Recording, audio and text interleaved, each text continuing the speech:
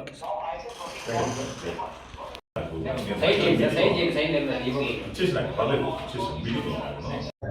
Iran supreme leader ఆయతుల్లా Ali Khamenei హత్యకు నిరసనగా ఇవాళ ప్రపంచవ్యాప్తంగా నిరసన కార్యక్రమాలు చేపడతా ఉన్నారు.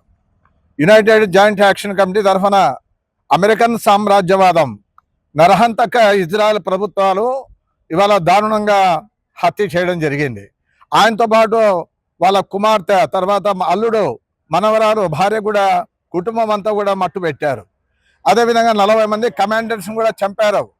అదేవిధంగా యుద్ధోన్మాది అమెరికా, ఇజ్రాయెల్ కూడా దాదాపు పాలస్తీనా పైన దాడులు చేస్తూ ఇప్పటి వరకు కూడా యుద్ధం ఆగిన తర్వాత కూడా గాజా పైన దాడులు చేస్తూ ఉన్నారు.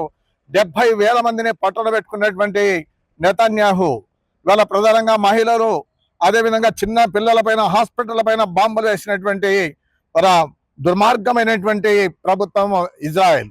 అదేవిధంగా అమెరికన్ సామ్రాజ్యవాదం.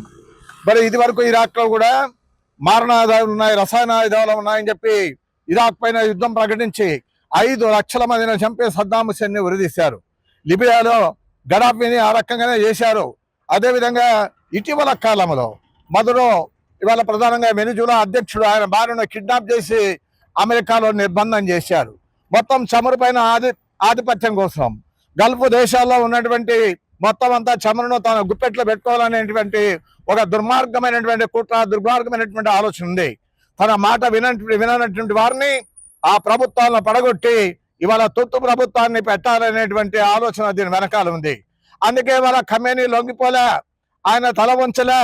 ఆయన ఒకటే చెప్పాడు, బ్రతికుండగానే చెప్పాడు, నన్ను చంపడానికి ప్రయత్నం చేస్తా ఉన్నారు, కానీ నా మరణం కంటే ఇరాన్ గొప్ప దేశం, ఇస్లామిక్ దేశం. 79లో అదంతా 1979లో ఇస్లామిక్ రాజ్యంగా ఏర్పడిన తర్వాత 1989లో ఆయన అధికారాన్ని చేపట్టాడు.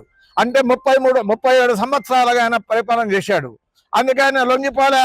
అందుకే అమెరికా, ఇజ్రాయెల్ వీళ్ళందరూ కూడా కూడబలుకొని మొత్తం అంతా కూడా ఆయన పైన దాడులు చేయడానికి ఇరాన్ పైన యుద్ధం ప్రకటించారు.